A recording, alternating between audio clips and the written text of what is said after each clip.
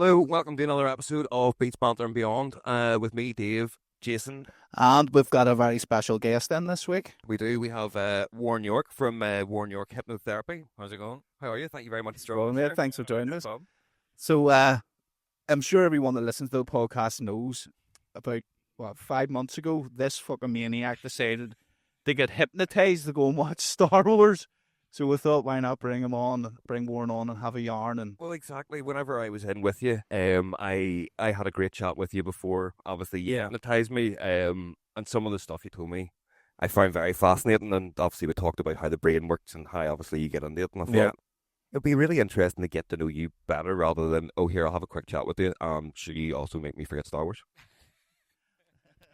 did you think that was? Did you think about it? Did you think that was insane? Him coming and asking that? Well, I got the email. It was like the night before. I think you wanted to come in. Yeah. I was sitting there going, is this even possible to wipe? I know you can't completely wipe a memory, Yeah. but I was like going to go, no, I don't think this will work. I'm not so sure. And then I started thinking, going, well, I could do this and I could do that. And then I got curious in it. Yeah. So I was a Star Wars fan as well. So it piqued your curiosity. Curiosity. I thought, aye, come on in. A couple hours in the morning, free. It just so happened. And Because you did Let's go. find some sort of result. Well, no, from I it. didn't say. I've obviously conversated with you over email, but I Yeah. haven't actually spoke to you about how it all played out. yeah. Like, I did find myself, like, I was sitting there, and then something with, like, I knew the general big twist. I didn't forget that he was the father and all this here, but I thought of the sauce. see, trying to keep that a secret from my daughter because I want her to watch Star Wars, and then there's been a few things she's asked me, and I'm like, oh shit, I can't tell you. Yes, here I. But no, there was like, I forgot about Yoda. Like, Yoda, not that I forgot about him, just but he kept on screen, and I was like, oh shit, that's right, I forgot this for you. And then I was like, oh my fuck, that's right. But the best thing about it was they showed the actual original cut of the movies as well, so I'd never seen the originals. Far better. So it messed with my head even more because I was like, I don't remember this. Is this the hypnotherapy, or is this part of the movie I haven't seen before? But the whole thing was amazing. Yeah, I think that's what it's going for. It was sort of like you're not going to expect the exact next. Yeah, We're well, not going to go. I know exactly what the next beat is. Yeah. but that's what I asked you. Just I want to like Charlie. I was wondering. Yeah. And like that, I definitely had that. Like I sat there with a big smile on my face the whole time. Going, this is fun. I was thinking of doing it on myself. Now. Pete Justin will do it to you. Because I hear that. There's a couple of films that I've watched over the years, not Star Wars and stuff, but things like The Departed. Yeah. Love that film. But see now when it's on, like say it's on Christmas and Channel 4, Yeah. I know everything that's going on. It's not exciting anymore. So Yeah. you could say every line, do you know what I mean? But whenever he told me it, I was just like, you're fucking nuts. Like, there's no way that you're mental. And I sat in this all week, and I was like, I'm just gonna walk in and tell him on the podcast, like I get hypnotized. But there is things. So like, obviously, hypnotists, people look at it as if it's like a voodoo sort of thing. Yeah. That's not necessarily what you're doing. Sure, it's not. You're not like. Well, that's what I was going to ask. So What's do you the hear in there? hypnotism and hypnotherapy? Is it Yeah, different? I mean, there's the stage stuff, of course, and that's what everybody expects. Clucking like a chicken and all that stuff, and making a mug out of yourself. But it's fun as well. Yeah. But hypnotherapy, sort of try to keep it in more in psychology. I did a psychology degree back in the day. And I was into the mind and that kind of thing. Like my uncle bought me a hypnosis book when I was 13. Yeah. So I had that book. Never I mean, somewhere that's planted a seed. Yeah, probably, yeah. I was like, all right. And I got into the mind and stuff and went up to Korea and did a psychology degree. And I went, all right, I'll do a counselling course and learn to be a counsellor. And then I was like 21 or something. Far too young to be a counsellor. Any use to anybody. So life experience yourself. I worked on a few greys in the beard. I've got plenty now. But I ended up working in TV for 16 years. Worked in UTV and BBC and as an editor. You're going to ask They're all what quite about you. So you can edit, can you? I can edit, yeah. Well, I'm a bit rusty on it now. I've done mine. I say riding a bike for fuck's sake. Did you work on any big shows that we would know, or? Well, I mean, at the start it was all news and that kind of thing. Then Yeah. was on any show. Oh, he's a TV. propaganda minister, are they? You know Stephen Nolan, do you? No, did the other rally show RPM as a Yeah. current affairs insight show and that kind of thing, and just one-off documentaries. I like to watch the RPM. It was like every Monday night or something that was on. It was brilliant. I did that for years. But yeah, and then I went freelance and worked in all the production companies that are around here and that wanted down under in that Australian Yeah. property show and did all these different BBC shows and all that. Cool, yeah. That's so in the last, when I was at UTV, I happened to hear an interview with somebody on the radio. And somebody going, there's a course at Queen's to learn how to be a hypnotherapist. And I was like, what? Do a course in this? You know, I thought, I have that book back in the house. I'd love to look at that. But, you know, it was like 1,500 quid. I don't know how to do it. It's a bit of being curious, you know. So I thought, aye, we'll do it for the crack. First day was just such a load away. I'll just do all this for the crack. So, but day one, you know, we're doing like arm levitation stuff. And I was like, okay, this stuff works. Because I was skeptical like anybody else. But then I could see the sort of practical use of it. But, you know, it's very quick and efficient as well. How could it be applied in sort of an everyday situation? So it's not just, you know, lying on a sofa for years and talking about your mother, you know, like the old Freudian kind of therapy. And sometimes it works, sometimes it doesn't. Yeah. But I thought the hypnosis thing, you know, you're straight into the subconscious mind, which is where most things happen. Just on that though, like Yeah. when I came in with you and you done a few wee things with me, like that was wizardry. Whenever you done the moving of the Swinging of pendulum, the watch. and then the whole, I'm just going to talk to your subconscious. I'm going to get you to rock, and you just started stroking the ego, and I was like, "It's good. Oh, why my body moving here? Like it was mad. It was seeing Nice. I've got. What you want to try? I will 100% loads of try it. Yeah, I haven't forgot about him. So yeah, mic down here. Yep, no worries. You narrate the. So, David, jeez, I don't think you've ever called me David. He's hypnotised me already. So basically, whenever I was in with Warren, he was showing me a few tricks to see how the mic. Yeah, I need to sit any particular way. Just where you bend are. over. Okay. So, in whatever hand, probably your right hand. Your right handed. Right-handed, yeah. So pinch that in your thumb and finger. Now I'll just demonstrate a wee bit first. Conscious mind, I see it as like captain of the ship, right? Yep. In charge-ish. Your subconscious runs everything else. It's like 95% of what goes on is your heartbeat and your immune system and all your habits. So we really want to talk to that part of your mind to get it to do stuff. That's what hypnosis is, right? Yeah. So conscious mind, captain of the ship, I can move my arm deliberately, right? Obviously. Yeah. Let's engage in muscles and nerves and stuff deliberately. Do you think you could make it swing by just thinking about it when you're holding it? I don't know, but I am willing to give it a go. Tips, right? I doubt it very much. So hold your arm sort of nice and relaxed like this. Okay. And pop your arm around a wee bit like that. Okay. Now, without deliberately swinging anything, just imagine it going left or right. Be patient, by the way. Just imagine there's a line going this way and that way. And in your mind, ask your subconscious to make that swing left or right. Imagine that bigger. Imagine that exaggerating in your mind, getting bigger and bigger, swinging more and more. What's happening is your subconscious. It's fucking actually doing it. I was doing it. At this, I genuinely have a steady hand, like. Yeah. And we say switch it to imaginary line going this way. it was at this point I set the watch down and thought you were a wizard. It's going that way. Because your subconscious is going, he wants that to swing, but he's not moving. We better help him out here. It's making muscles and nerves do stuff. That's madness. Go for a circle. Circle? In a circle. That'll take a bit longer to do circles, but just imagine doing little circles at first. Clockwise or anti-clockwise, you choose. Just imagine it going round and round. See, it's whenever you say wee things like that, that's how you know you're messing with. I'm like, you choose, like, but I'm not choosing. Here, look at the camera. I don't know if the camera. You have to zoom out in. We're good. That's actually. I will edit that. See, into. It's not. It's mental. Now, that's the only time we use the swing and watch it. Yeah. Hypnotize But I get it. But as I say, I know for a 100% fact, my hand is pretty steady. Like, yeah, you're not deliberately no, doing something. not that. But Like, there's micro. it was like my hand doesn't shake. I can hold my hand steady as you want. And But people used to use that as like a fortune telling thing, knowing that were, oh, I'm gonna guess what type of baby you're gonna have. Oh, look, it's boy, and it's it. But obviously back in the day, people weren't aware of this kind of thing. So they're like, Jesus, you. So it's either you're getting what you're wishing for, you know, wanting it to go left or right for boy or girl, or whatever it might be, or your subconscious might be telling you the sex of the baby. Yeah. I don't know. see, and I think other people think I'm a pretty lucky guy. Things happen to me. I always. Oh, I fall on put the your feet so all the time, but I always believe that that's going to happen. I'm never negative about anything. I'm always like, no, this will happen. Don't worry about it. I don't know how we're going to do it. I don't know how we're going to get there, but we will get there. And then next minute, boom, it happens. And then he'll say to me, "You always fucking land on your feet." But it's a mindset thing, I think. And that's what I'm trying to, suppose, train people to do. Yeah. Sort of imagine a good future, and then your mind will map it out. Yeah, Get you there. Like if I want to lose a stone yeah, by Christmas, you know, my mind might start mapping out what to eat and not to eat yeah. as the day goes on. But I need to sort of visualize that in the future. Go, there's me at that weight or whatever it might be.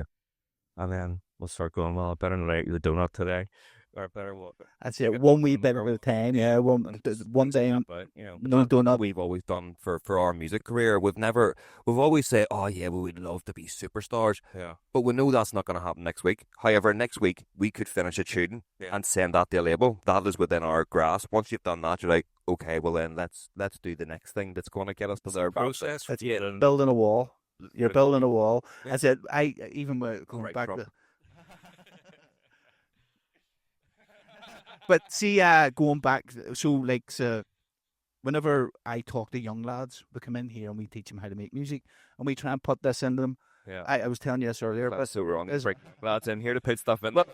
it very rarely does a female want to learn how to make music. It's just the way it is, you know what I mean? So they would come in, and then after 2 months, they would give up. And you're like, what's wrong? Like, oh, it's not happening fast enough. Yeah. Yeah. I say, we're 12 years deep here. Yeah. We make a living, but we're not where some people can be. You have to just keep chipping away. Build it up. Build it up and build it up. Most people want the view, but they aren't prepared to make the climb. That's right. Do you know what I mean? Yeah. That was deep. Well done, Dave. Just call me Jordan Peterson. So, sorry, we got way off where you were there. So you done your. So did this. You paid up and got into the Did therapy course. but that was, 1 weekend a month for a year or something. And then Oh, so it's a long in fucking between, thing. yeah. And then I was like, I'm really interested in this, but I never thought I'd make a living at it. Yeah. Yeah. And then another course rolls around. It's like, the practitioner's diploma, but that was like $3,000 or $4,000. Yeah. That's a big chunk to put out if I'm not earning from it. So Yeah. I started doing it part-time once I qualified. What does that entail part time? Is it like going to people's houses? No, it was like, I was at ECV still working. And I was doing a couple of evenings a week and weekends doing hypnosis with people. But there was a secret day spot. It's like a beauty place in the Belmont Road. Yeah. I knew the owners of that, and they would give me one of their rooms when they weren't there in the evenings and the weekends. So I was able to sort of rent a room from them when I needed it. I'll tell you, I was just using rooms wherever I could get them until I got my own premises eventually. But that's good that you were that's even it's a good way to look at it and sort of saying, all right, I have to get a base camp. No, well, I can just get a little room as long as I have somewhere that I can practice. Then we'll worry about a base camp later. Absolutely. It was just as and when. I just used rooms whenever I could, and then eventually got our own office when I So there is TV career. quite a bit of interest in this sort of stuff, is there? Sure, yeah. So talk me through the day in the life of a hypnotherapist. 10 life of a hypnotherapist. Obviously within data protection law. No, I want names and addresses. Addresses and what they're there for.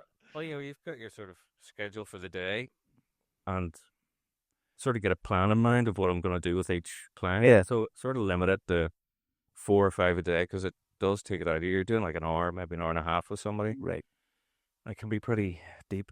Well, that was one thing I was going to ask you.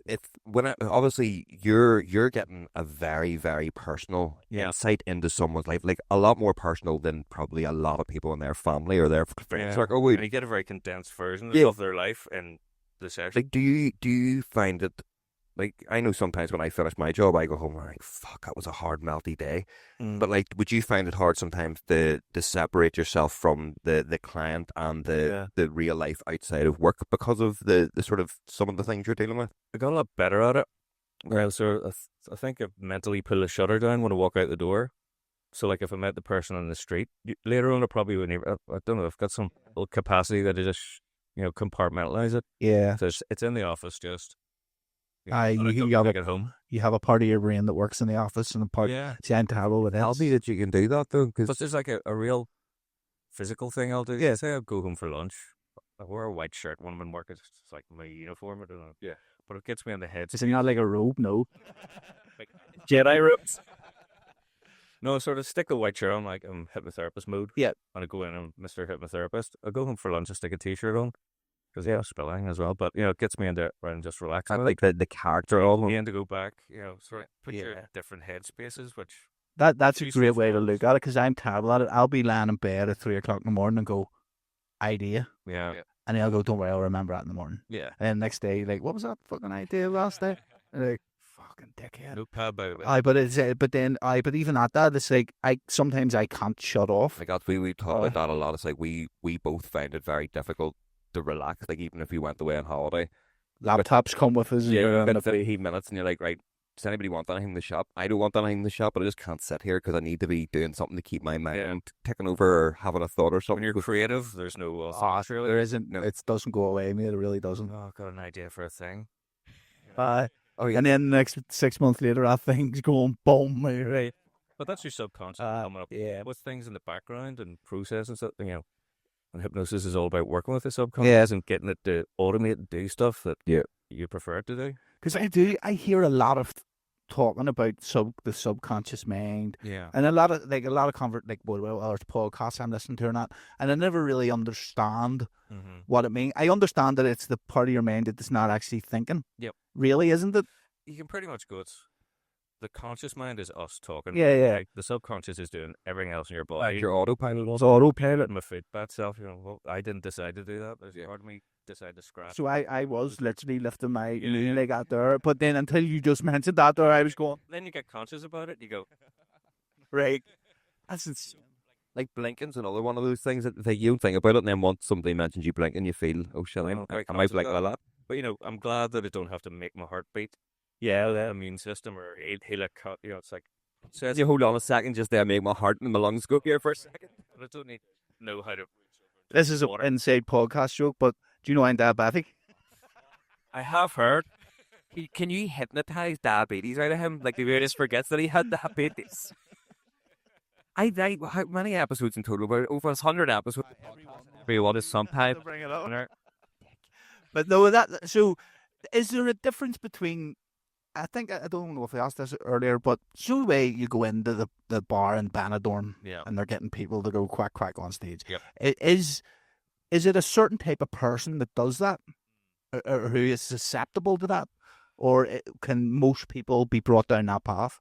I would say most people can. Right. Now, one, if it's a stage thing, you gotta want to go up. You know, if somebody if you're resistant to it or don't want it, like if you didn't want to make a watch swing, it wouldn't happen. Yeah. You know, if somebody comes in and goes, make me stop smoking, I can't make them do anything unless they want to do it. So there has to be a bit of a cooperation going on. Yeah.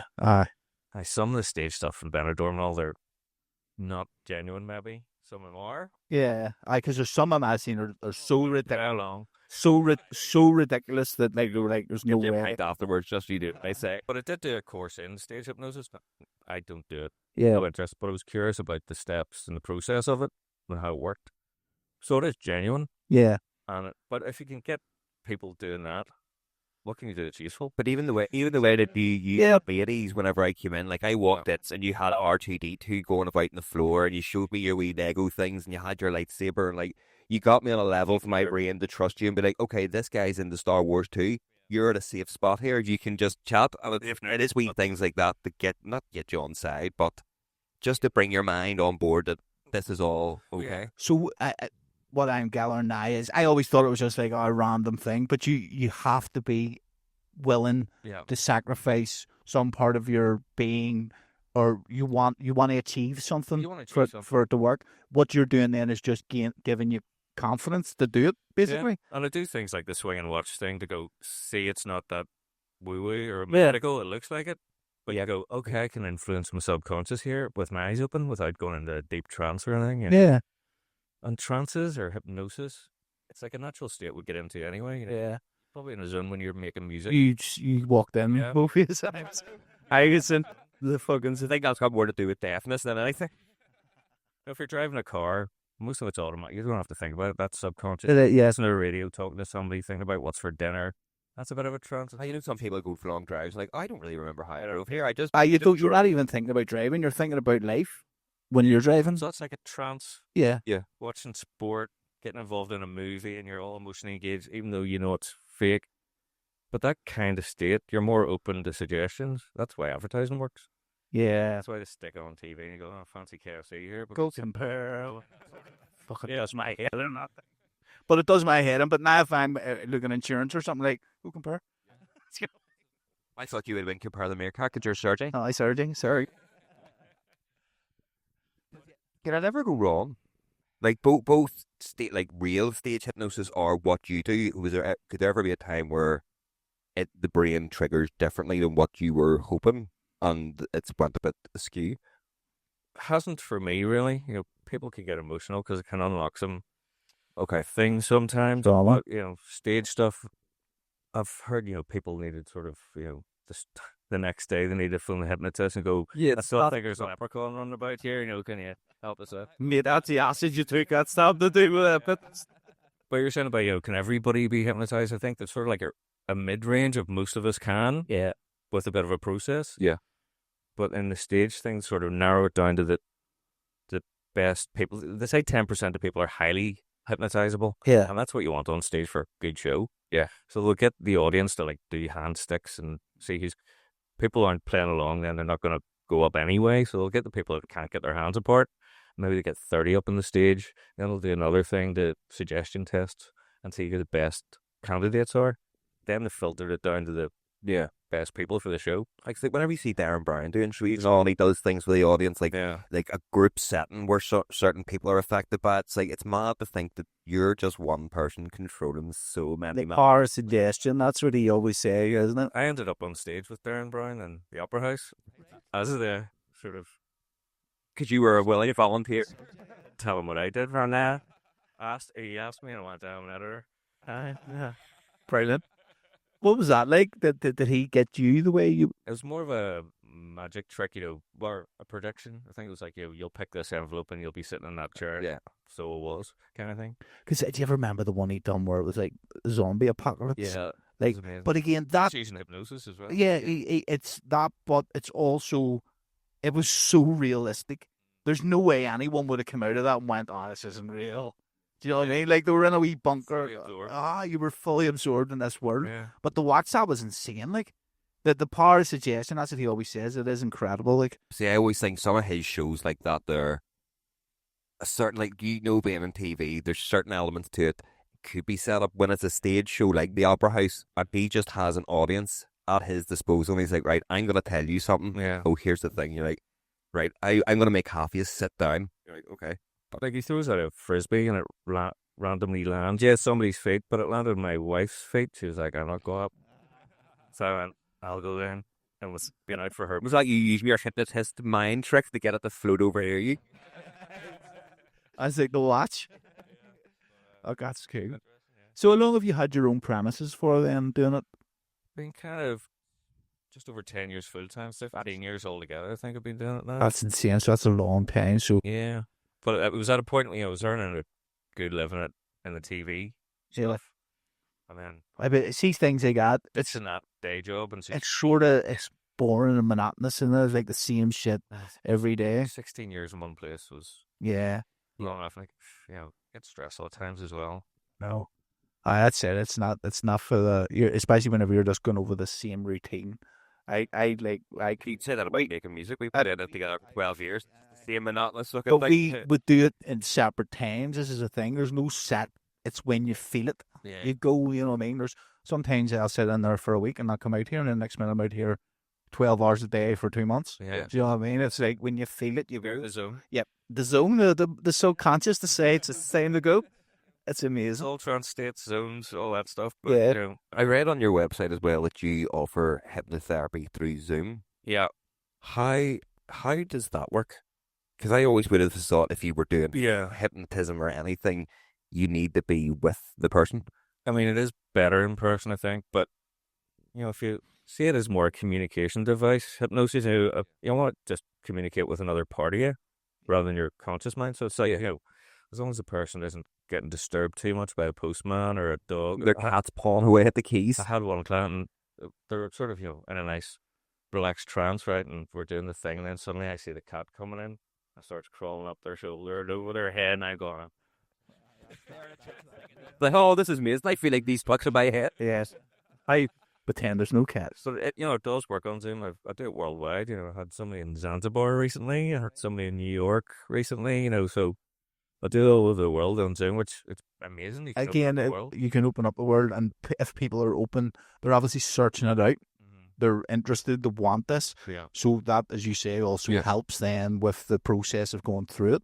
I take it the Zoom thing started with COVID. I was doing it before Where? on Skype days. Did COVID hit you hard? Yeah, well, I had to sort of shut down for a couple of months, really. Yeah. And then started doing the Zooms. Yeah. and then started doing distance in the office kind of thing. Yeah, he went working for. You can't hold this now because of the thing. But you look at it, I'll make it go for you. It ruined us. COVID ruined us. There was no nightclub. Nightclubs were the first thing to close and the last thing to open. It was Some mad stat that nightclubs are closing, one a week or something. Oh, wow. Day job, I unfortunately get to see all the liquidations and bankruptcies for the club, so I know about it before everybody else does. And it's just a sad state of affairs because every week, just all around the country, it's just another pub's closing, another nightclub's closing. You're like, the biggest ones: Kelly's, Tracks, coach. the Coach. They were the three biggest in the country. Yeah. Gone. Then you had like Plastic in the town. There's nothing like we got a good living out of nightclubs here. Now we play away. We don't really play here anymore because Just go to Kelly's on a Wednesday night. Well, I was up at Korea. right in the union. Yeah. Kelly's Tracks on a Monday. When it's 50p for a bottle of beer. Oh, Jesus. Living the real dream there. Kelly's had the dirty dozen. It was 12 shots, so they're all 50p. Is that right? I used to cross them off on the board, and you're always left with Goldslager at the end of the night. That's some fucking rough stuff too. But that's the way it should be. Like, see now, I went into town a couple of weeks ago and I wasn't drinking, but it was like 7.80 or something for a pint. Like, see, up where we played darts, it's only like fucking 3.20. That's mad. It's a transport thing as well. It's hard to get home. Yep, no taxi drivers. COVID, again, that comes back to the COVID thing. Most taxi drivers then went into couriers because they were still working, delivery. or food delivery. And they never went back because they're working 9 to 5 now instead of night shift and things like that. So there's just not enough taxi drivers. In fact, see, Value Cab will pay you and put you through all your tests and everything to be a taxi driver, and they'll give you a car just because they're struggling. Jesus, I didn't know that. That's COVID. Did they do that paid subscription there, or was that our paid fund? Hey, mate, looking, I'll send you an invoice. People just get used to staying at home and Yeah. doing that. Oh, I enjoyed it. Like, I'd seen. I'm still resentful. I never got furlough. I worked the whole time through it. I'm like, I never got any time off. That's it. I did. I genuinely enjoyed sitting in the house and fooling about out here. And then whenever, don't get me wrong, I missed the gigs because that's where the most money came in for us in terms of DJing. Yeah. But getting on a plane and going somewhere, like, you're away for 24 hours, you're not sleeping. Basically, it's boom, boom. It's hard, and it's rough going. Like, so that break helped. Do you know what I mean? I'm sure doing Zoom hypnotherapy was a lot more rewarding than us doing Zoom DJ. do a DJ live stream standing there like two nulls going, yeah, I hope everybody's having a good time. But people love watching that. We had a couple of good ones. I've always been very against being in front of the camera. Like, Yeah. when I'm on stage and I'm performing, sweet. I put on a show. It's part of the act. I go nuts, and people think, "Oh, you must be mad." But see, when it comes to, "Oh, can I have a photo or a video?" I'm very awkward. He wanted to do this for years. I was like, "No," and then I started drinking to do this. I have a few beers at the start, got more comfortable in it, and now it's sweet. But at the same time, I've lost where I was going with that. Well, I used to have social anxiety. And a big fear of public speaking. So, like, this kind of thing would have been a complete nightmare for me, and I just didn't even want to do it. I thought, I should use hypnosis. Move this, because I wanted to start a YouTube channel. Yeah. People were telling me for years I should have done it. It's like, I don't want to be in front of the camera. What I've found with us, and again, I don't come across, I guess, but I do see if I'm in a nightclub, he'll tell you I'll disappear from a green room as there's 10, 15 people in it. I just can't do it. I'm like I get very socially awkward in that situation. But I think I put a good front up. But see, with the online thing is the rejection, which is the thing is the scariest, because you do get some nasty shit. Say ours doesn't do great on like say YouTube, no, but Spotify, things like that does really well. But there is some people that'll have a wee nasty comment here and there. But you just have to fucking let it go. Part of the thing, that's what always scared me about being an online figure kind of thing is because Like, he does all our socials. the internet social media. just don't read the comments. Get good comments, and the one negative one is the only one that you'll take anything from, not the other 100 people saying that was class. Like that, I do audios. There's an app called Inside Timer. It's like a meditation app. Yeah, free. Like, but I've got like a channel on it, and you get an email going, "Somebody has left you a review," and you go, "Goodness, hey, touch wood." Fingers crossed it'll be 5 stars. Yeah. See, have you had people come in for like social media stuff? Yeah. because People are addicted to it. That's a good Yeah. question, because there was something I was going to ask you about that, because I've seen you do mindfulness as well on your website. And one thing that I think now, and you might have noticed this, I think that back in the day before technology and all, people had a lot more time with their thoughts. If you were on the bus, you were just with your thoughts. If you were on the toilet, you were with your thoughts. Yep. If the TV ran out of the 4 channels at night and you're in bed, you're with your thoughts. And now it's constant I'm saying scrolling, the and people majority don't yesterday. know how to be with themselves in any way. And kids are more bored now than ever. I know. When there's more stuff. I see. We had half the stuff I now. was telling my 11-year-olds sound like, old man flipping river, going, I've seen my day, I just had to play with my toys and then read a book and then be bored or play out in the park all day, Yeah. Joy to For that was the best time. Once the street lights come on, I was like, right. And they start rocking. if I could hide, my parents won't want me to come in thinking I'm going to outsmart them tonight. I used to hear in the street, Jason. I was like, fucking shh, I'm not down here. No, like, but you couldn't get us in. Like, fingernails were black. They were fucking stinking from head to toe. That's because you live in the Shangle, though. I was. But my 11-year-old was going, when do you think was the best time to live? And I was like, I don't know. It's pretty good now. Like, Yeah. just going, I think the early 2000s. It's in her mind that best time because, there wasn't so much social media and stuff. Yeah, and it's madness. My kids, whenever my kids would say like 30 years ago, I picture like the 70s or the 80s, just fucking actually whenever I was born. Yeah.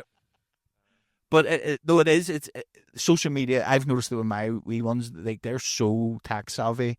One of my wee girl's 7. She's actually in Newcastle now dancing, and my wee lad is 11. Right. And see compared to even me, like they're bomb. They know how to work them phones. Yeah, it's frightening. I mean, I've got an 11-year-old and a 14-year-old, and you're Oh, prime territory for the social media. You can't put the genie back in the bottle. No.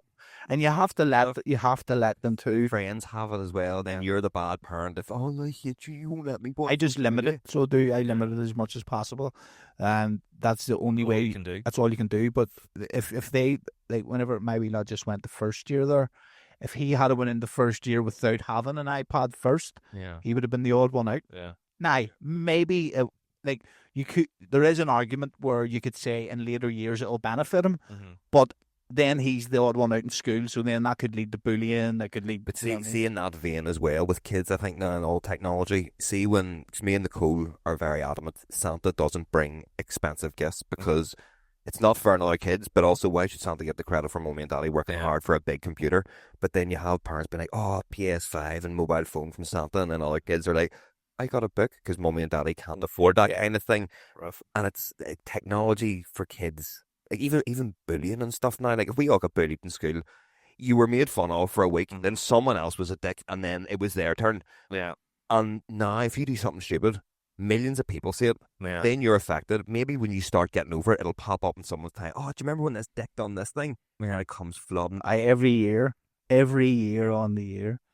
I was just glad there wasn't social media when I was 100% out partying back in the day and stuff. I was like, there was no photograph. No. Well, that was the one good avoiding cameras. You're like, There was maybe a Kodak, some of the ones you twisted.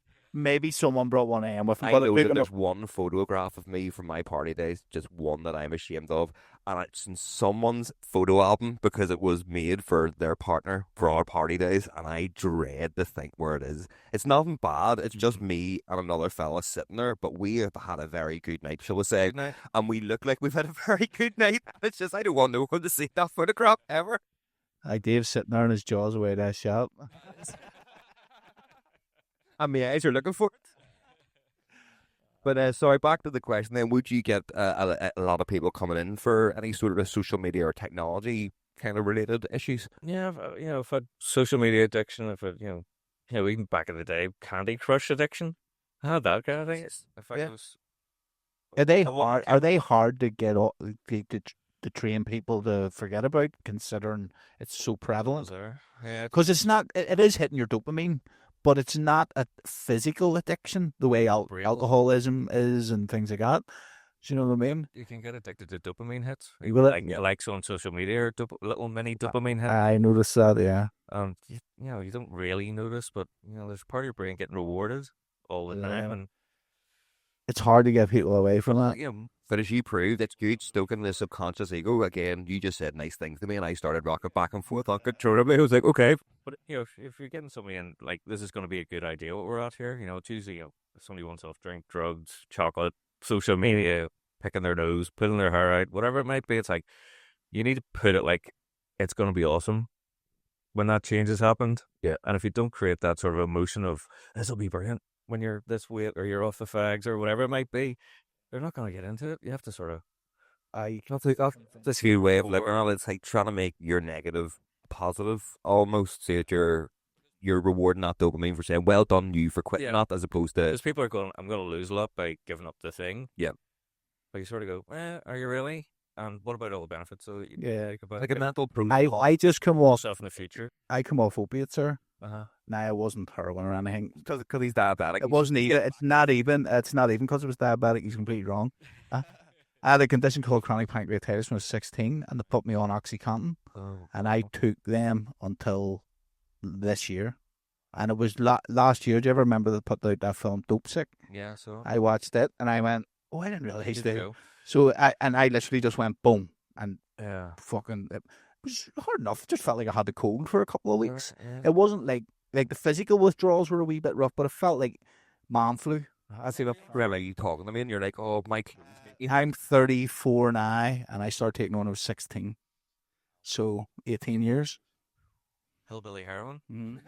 They were good, like I'll tell you. See you pop 1 a.m. But I took one in the morning. So it was two. I never thought about this though. When we've been away and I was ever sore with a bad head, you're like, I've got painkillers here. I'll give you. I never thought about the fact that you just be like, here, there's opium. He would take it. So right, it was like the OxyContin in the morning, and then OxyNorm was for breakthrough pain. So you took them every 4 hours. So you took one in the morning, every 4 hours you took them ones, and then you took another OxyContin at night. And it's no what I've noticed though, like cutting my finger, it hurts more now. Yeah. See, before, like I was never sore. Your nervous system was Numbed, completely numbed. Stupid things like standing on a stone. Like no, I'm being serious. Like walking out the back garden, coming out here in a pair of flip flops, and the stone gets in, hurts. Yeah. Then it's crazy that the amount of stuff, and he'll tell the you, real life. But it was just completely numb for 18 years. Yeah. Did it But- affect your focus and stuff? And I found that I was less focused. I'm less focused now. I had more of a drive when I was on them. Like, yeah. see, when it took them, Okay. I had way more of a drive because it was like someone giving you a big warm hug, and you went, "Oh, let's go and do this stuff."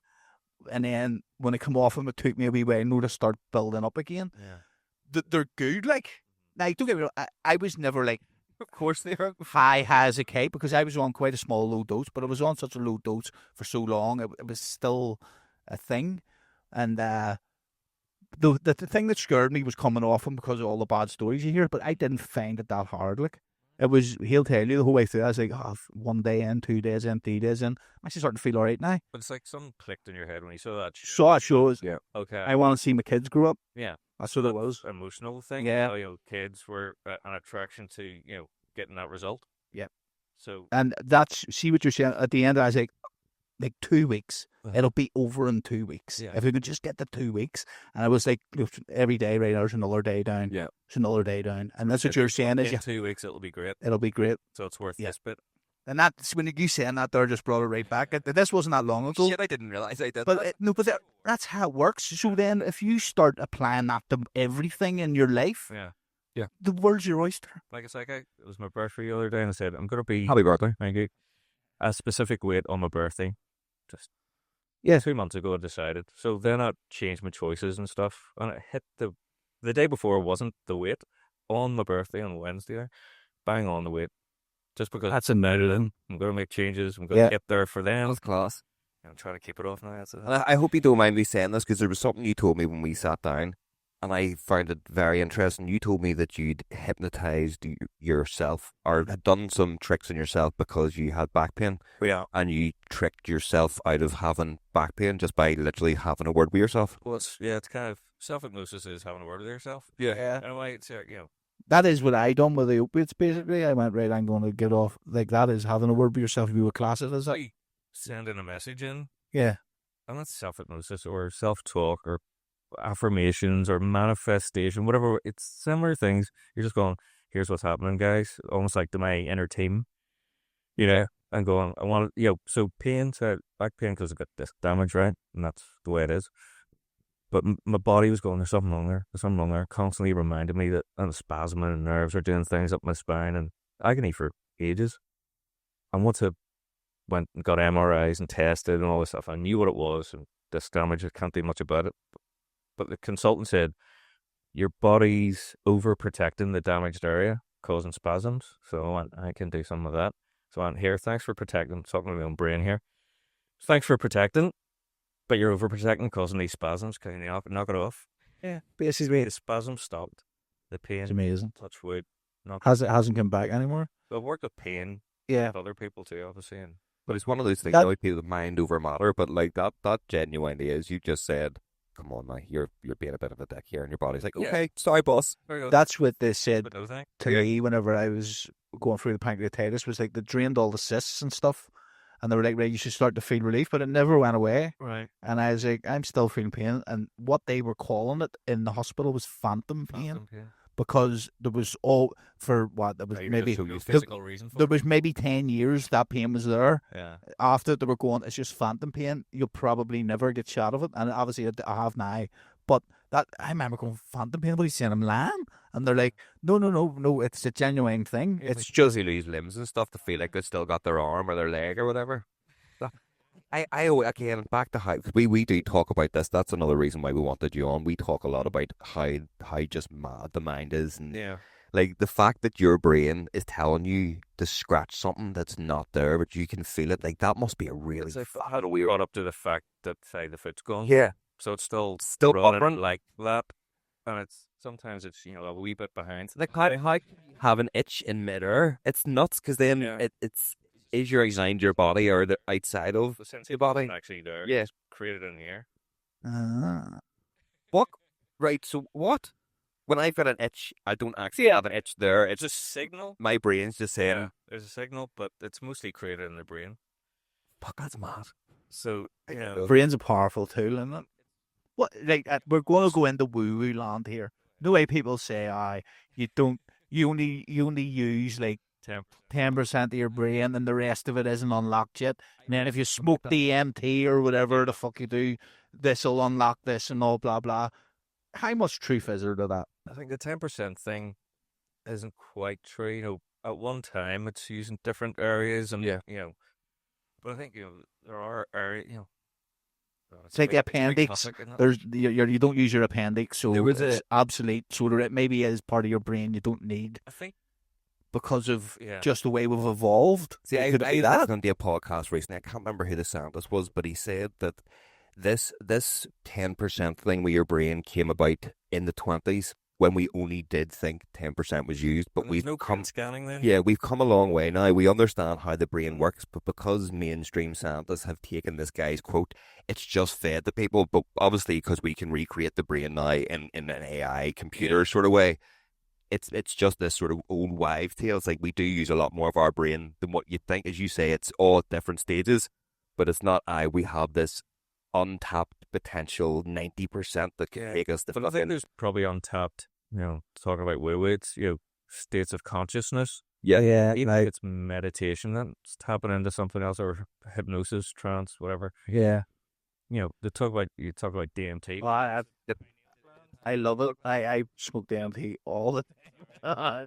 Love it. But that is an experience. Like, there's no way that's my brain producing that. That's what in my head. I'm too scared to do it because I feel like if I say it, it'll just really... I'm quite miserable with reality at the minute because I'm like, people are shit in general, just all people, because of the way we treat the planet. I'm like, see if you go and find all this mad stuff out and then come back, you're going to be like, well, this is... It is. Demon God and all that. So the one profound one that I remember, there was two, sorry. Now I've done it loads of times, but these are most of the time you come out, you don't really remember what happened. It's just mad geometric shapes. One of the ones was I was on like an airplane that was made of glass. Right. So in a way in the airplane there's three seats. So there was 3 seats, 2 rows of it. And I was sitting there and there was a wee guy in the front. Now I never seen this guy, but he was talking to me. And he was like, "Don't worry, just relax. We're going to go." And he goes like, "I'm going to push a button, like we're going." And I just went boom, and it was like going. Do you ever know way Star Wars where they hit the jet thing? They go through what it no. Yeah, thing. Oh my! You just killed my soul. So we went flying through hypersonic speed, whatever the fuck it was. But it was just like all Egyptian hieroglyphs, and like the weird Egyptian faces and all. That was it. And then after I come out, and then another time a couple of weeks later, started putting on as no wee bit of weight, and I was like, fuck, like it was way heavier than what I am now, and I was like, fuck, I smoke this. And do you ever see in Vegas where it has like an arrow that goes down? So like it's like a LED light, and it goes, but the LED arrows. It's like that, but the LED light was going down and pointing to my chest, and I was saying heart, and I was going, and then it had McDonald's, it had Burger King. So in my head I was going, and then after that stopped eating as much shit, because see back then I was eating McDonald's breakfast in the morning, Chinese at night, and then coming home and eating her dinner. I mean, so literally pointing out the problem. Now, whether that's my subconscious telling me to do that, or that it's the elves and the DMP word, who knows? After speaking to you, it probably was my subconscious going. I just get an opportunity to talk to you. Yeah, exactly. You know, and that's sometimes people get that in hypnosis and trance. Sometimes I'll just give them a minute and go, you know, allow your subconscious to give you some answers here. So when I came out of my trance and you asked me, like, how long do you think you were gone? I was like, a couple of minutes, like 15 minutes. Like, get out of here. Yeah. People think it's 5 and I've done 25, 30 with them. There was one thing. It's not saying that, but that's how you know. Time zone. That's why DNT is, you. I've heard people. Yeah. They're in it for 20 minutes, but it feels like months. No, we've done that 10 minutes. Like, she would watch me, I would watch her. So I would take a blast, and then she would take a blast. No one would come out. But I mean, honestly, see, for this experience you go through, see 15 minutes after, you could drive a car. Like, there's no issue whatsoever. Like, you have to go in a good mood. I've went in many different ways. Sometimes, as I say, it's just geometric shapes and patterns. You don't meet. It's like, which is insane just on its own. I like kaleidoscope vision. Yeah, exactly. That's all you get. And then sometimes you go in and like. We were doing them. I don't know if you know what a waterfall is. A waterfall is where you get the bottle, you put a hole in the bottom, you put it on the top, and let the water go out. And like they're big hits. See when you're taking. Don't think they have them in shamanistic rickshaws. You go out to John's. Fucking hell. They see you don't see instead of doing it, we've done it in pipes, but see when you do it in the waterfall, they rack you. Like that's ones you need to be right beside the sofa because you'll just fall down, and then you get the mad buzzing in your ears, and then that's what they would call breakthrough. But see if you fight the buzzing, you'll not break through. You have to just let the buzzing take you. That's what I've found. Like with everything. I love it. Like yeah, I've talked to people who've gone on like retreats and stuff. Yeah, I like ayahuasca and all. Dean we had in here, Dean McCrudden, he went to Peru. He goes travelling for pretty much 6 months of the year. He's just back from Everest. I done Everest. He decided I'm going to go and do like not the top of Everest, like the base camp, but he just decided I'm going to go to do Everest, and off he went. He's just constantly training. He bets we can just fuck off and go one of these matters lecture. He went to Peru and done ayahuasca with the shamans and all. He said it was good, but it wasn't. Oh, if you're going to do it, it has to be the au natural kind of way, out the way that we were doing it. Or in your kitchen. Sucking waterfalls out your back. Fucking brilliant. I did. It's hard to get. Obviously, I know we're talking about illegal substances here, but it is hard to get your hands on. See, once I get my hands on, I may give me a fucking all. But you think, if the pineal gland that's in our brains can produce that, they say it's at birth. Yeah, exactly. And every living thing in the planet has the receptors in it to receive DMT, so there has to be some sort of connection between it all. Can I access it through some sort of mediation even? It's mad how these things are all made illegal though, but fag, drink and all that there, or like anything that could make your mind more spiritual or question things and be more insightful is bad for you. Yeah. But yet things that can like wreck you and cause fights and all sorts. Oh. Yeah, that's what I mean. Alcohol, fags, everything is like, oh, they're all fine, but all these things that could expire. Oh, no, can't be doing it. Apparently in America, they stick fluoride in the water. They don't actually hear. Aye. And apparently that sort of calcifies the pineal gland. Yeah. I heard that's why there's some toothpaste have fluoride in them as well, and it's that the big conspiracy. Hey, as long as you're not like ingesting it. Yeah. Yeah. In great quantities. It's I know. I'm not RF, you know, RF, no, I love it. RFK has been talking about that. Fluoride in the water. So it's Alex Jones through Faraday. Well, there you go. But look at the amount of conspiracies that were conspiracies, and like whenever they were like, "Oh, sugar's good for you," like not let's go down alien rabbit holes or anything, but like stupid things. Sugar's good for you. It's saturated fats. Well, no, that's not actually correct. Sugar's pretty bad for you as well, actually. But they wanted to make money off this. And you're like, Yeah. okay, sweet. But you just get these people with fucking megabucks can just tell you That's what you should start doing. You should start doing DMT retreats. it's Belfast DM. We're now be your number one customer. Like, See on sort of a shamanistic thing. That was another thing I wanted to ask you because whenever I sat with you, you put on music and it was just nice, relaxing music. There was one thing actually on that I meant to say to you. See, when you were talking to me, whenever you were putting me under, because you were obviously doing the Star Wars thing, you kept referring like, and all the thoughts of Star Wars are just drifting away, far away. And I was like, is he doing this to take the piss because of Star Wars a long time ago in a galaxy far, far away? Or is this just coincidental? And then I kept in my head, I was like, shit, am I not going to not forget stuff now because I'm too busy laughing at him going, far away, far away. Yeah, but that's your conscious mind doing all the worrying. Okay. I'm not interested in that. It's not Stage, I'm going something to this other bit of going here. So is there, what I was going to get to, sorry, is there different types of music that can induce different states of hypnosis? I want to play. I made the track and I used to do a little bit of music. Oh, did you make that? I made that one. Right. But it's used binaural beats in it. That's class. I thought So- that was just maybe some... Better and with headphones on, obviously. Right. Sticking on to this nice, relaxing music. And I'll produce them. I think that's probably one of the only types of music where you'd be happy if people fall asleep. because it has no real form to it, it sort of meanders and there's no tune, there's nothing gets your attention too much, it's just random. I've done that falling asleep at nights, the stuff like that there, and it's like a 24-hour live stream on YouTube, and it's got like 1 billion views. It's just a wee tune like that on repeat, what you're saying. You should just stick it on a live stream. But the thing is, you would probably spend a fortune on electric, like, but sure, 1 billion views. I've got a YouTube channel, but it's got that track on it, but it's probably buried amongst other YouTube. Send me all your links as well, and I'll put I will the put them in description for this show. Yeah. But so is there then different styles of music would affect people differently for what their journey is almost? Or? Yeah, I mean, I don't rely on the music. Okay. It's just I start doing it at the start, and it gets me into the right frame of mind. I go, when I hit that, I sort of get in a bit of a zone. Okay. I'll say go first, so I never get into a wee bit of a trancey state when I'm doing it, and sort of allow my subconscious to give me the right words. Like when I started, it's like reading scripts, and you're feeling very sleepy, and it's not the way to do it. Really, Tell us about your life, Dolores. you get more experienced. You get sort of, I don't know, the words that Yeah. are going to come, the right thing for you. Everybody's different, so I go, knowing a bit about you, having had a chat and a few notes and stuff, I'll just tend to say the right things without looking at notes anymore. Right, okay. Well, that's actually a mad way to think about it, because I thought, obviously, because you always see on TV and movies and stuff, like, the music gets played, but so you find it more helpful to get you in the zone more than the Okay, yeah, because you imagine me trying to get in the zone playing that music, be what bit? like, Jason, you're just going to relax, Jason.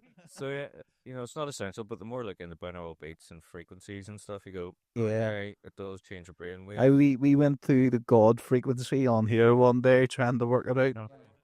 No, not It yet. hurts as that. I don't know, it's a load of shit, I think.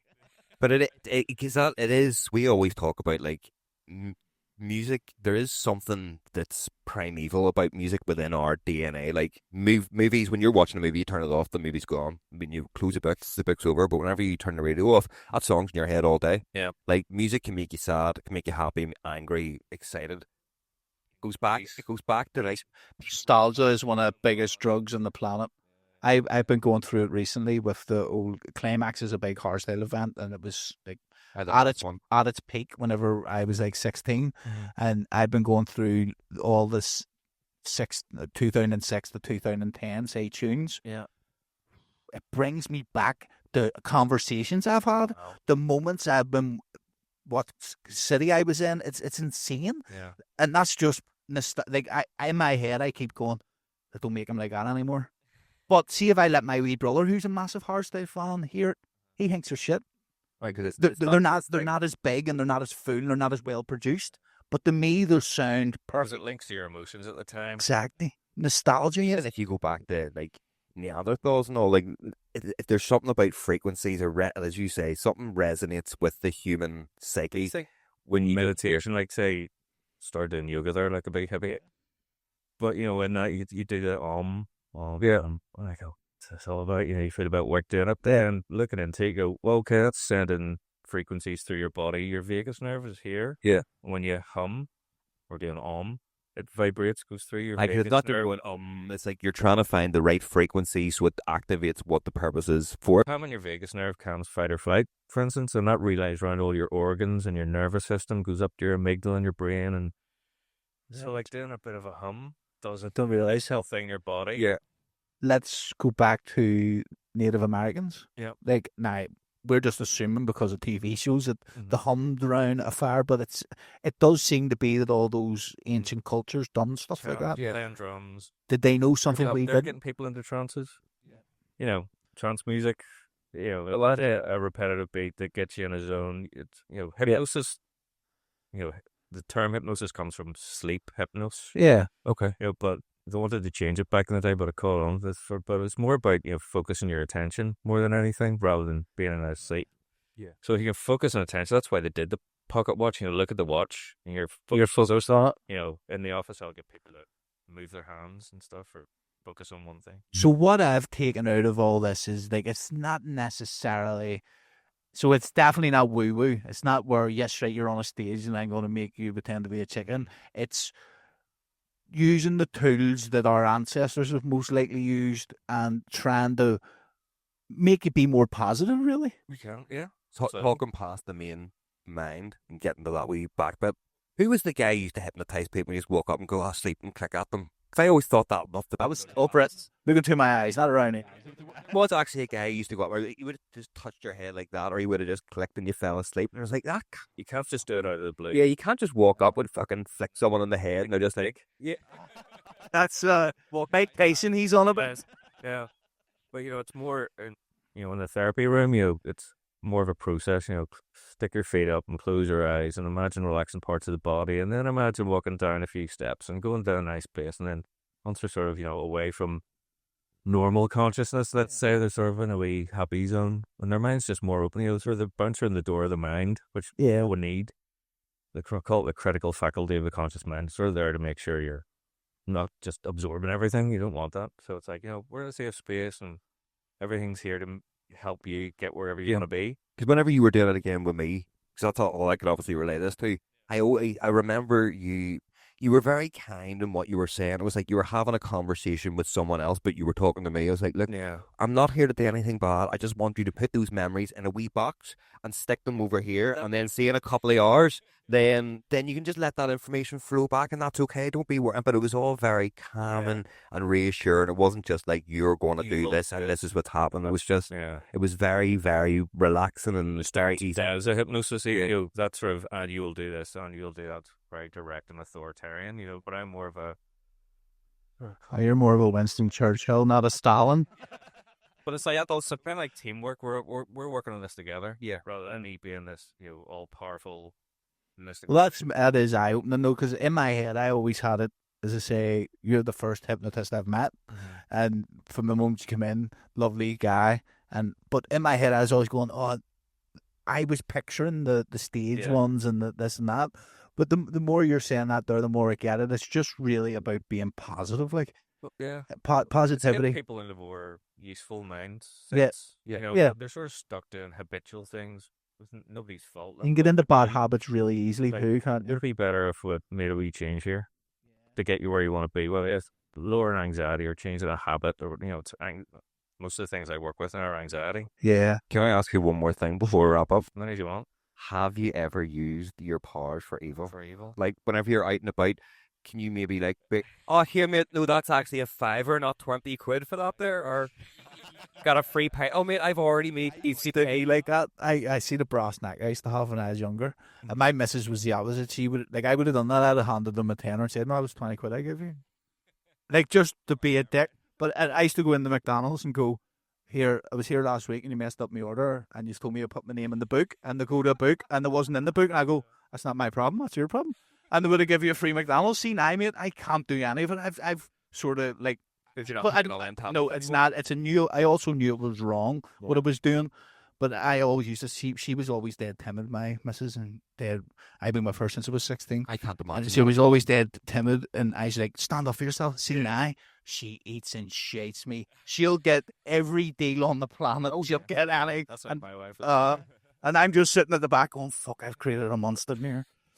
See, you're good then. You don't use your don't use your free one though. The I think Go far anyway. I need to get him a wee cat then. All right. Well, here, listen, it was very nice to talk to you. I appreciate you coming up to do this. It was Warren. Thank you again for coming. Thanks for having I me. might have to come and see you for the vaping because Anytime.